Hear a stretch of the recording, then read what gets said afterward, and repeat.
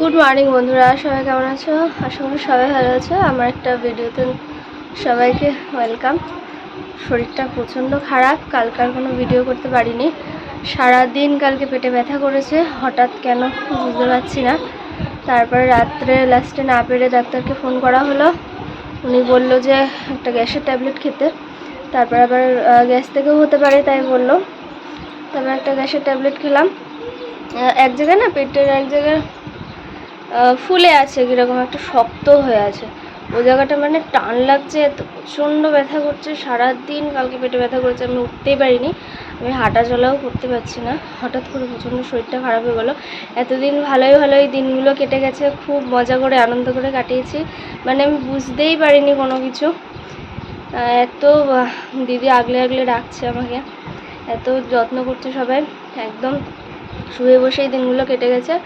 এই লাস্টের কটা দিন এসে এই একদম মুখে চলে এসেছে, ডেটের মুখে এসে খুব কষ্ট হচ্ছে, আর প্রচণ্ড শরীর খারাপ লাগছে, আর হাঁটাচলাও করতে পারছি না। হাঁটাচলাটা করলে হয়তো একটু ভালো লাগতো, কিন্তু হাঁটাচলা একদম করতে পারছি না, আর গরমে প্রচণ্ড কষ্ট হচ্ছে, আর তার মধ্যে পেটে প্রচণ্ড ব্যথা করছে। গ্যাসের ট্যাবলেটটা খেয়ে ব্যথাটা কমেছিল, সকালে আবার যেরকম সেরকমই ব্যথা করছে। আসলে বেবি মুভমেন্ট হচ্ছে যে যখন, তখন ঠিক আছে, যখন হচ্ছে না তখন ওই জায়গাটা আবার শক্ত উঁচু হয়ে আছে, ওই জায়গাটা প্রচণ্ড টান লাগছে। তো ভাবছি যে 2-3 দিনের মধ্যে যদি না কমে প্রবলেমটা ডাক্তারের কাছে যাব। বেশি চেপে রাখা উচিত না, কোথা থেকে কি হচ্ছে তো বুঝতে পারছি না। দেখা যাক, এখন ঠাকুরকে ডাকছি যেন সব ভালোই মিটে যায়, সব কিছু যেন ঠিকঠাক হয়। রিপোর্ট এমনি সব কিছু নর্মাল আছে। প্রত্যেক মাসেই চেক আপে যেতে হয়, প্রত্যেক মাসেই যায়। আগেরবারও গেছিলাম, মানে এপ্রিল চলছে, এটা এপ্রিলে আমার দেখানো হয়ে গেছে, পরের মাসে আছে মেতে আবার ডেট আছে, তখন যেতে হবে। তো সব কিছুই ঠিক আছে। তো আজকে আমার বাবা আসছে, বাবা বাড়ি এসেছিলো একটা কাজে, ওখান থেকে আমাদের বাড়ি আসছে, একটু পরে চলে আসবে। তো আমরা কন্টিনিউ দেখতে থাকো ভিডিওটা। তো মা সকাল সকাল শাক তুলে নিয়ে চলে এসেছে, শুশুনির শাক।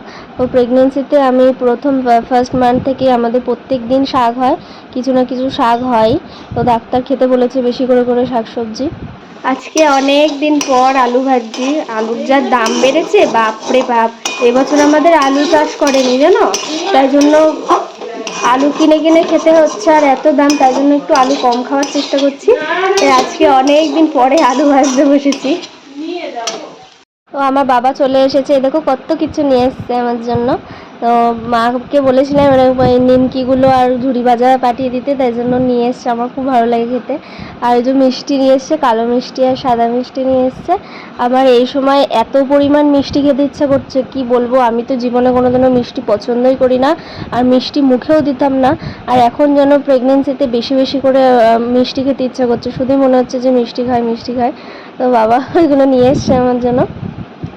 তারপরে এই দেখো, এই গরুটা আমাদের নতুন কিনেছে, এই গরুটার কালো বাছুর, আমাদের ওই লুলু বাছুরটা বিক্রি করে দিয়েছে, ওর মাটাকে বিক্রি করে দিয়েছে।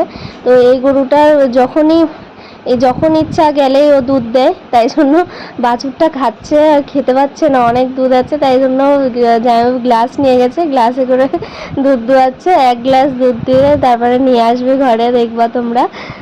আর হেবি সুন্দর, খুব ভালো গরুটা, কিচ্ছু করে না। এই দেখো কত দুধ দিয়েছে, সকালবেলা তো দুধ দিয়েইছে, তারপরে এটা 10টা 10:30টার সময় বাছুরটা যখন খায়, তখন আবার গ্লাসে করে জামাইবাবু ধুয়ে নেয় অনেকটাই।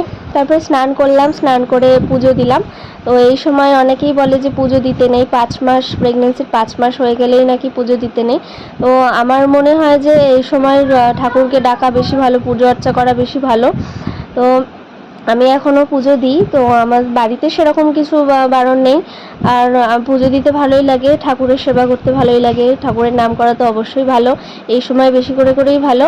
তো এই দেখো, আমাকে একটা গীতা দিয়ে গেছে আমাদের ঠাকুরমশাই, তো সেটাই আমি স্নান করে ওটা পড়তে বলেছে আমাকে। তো এখন তো গীতা শোনা বা গীতা পড়া খুবই ভালো, তাই জন্য আমি একটু চেষ্টা করছি, পড়ার চেষ্টা করছি। তো 2-3 দিন হলো পড়ছি, স্নান করে পুজো দিয়ে তারপরে গীতাটা পড়তে বসি আমি। তো আমি এখন পড়ছি, আর আশা করি পুরোটাই পড়তে পারবো।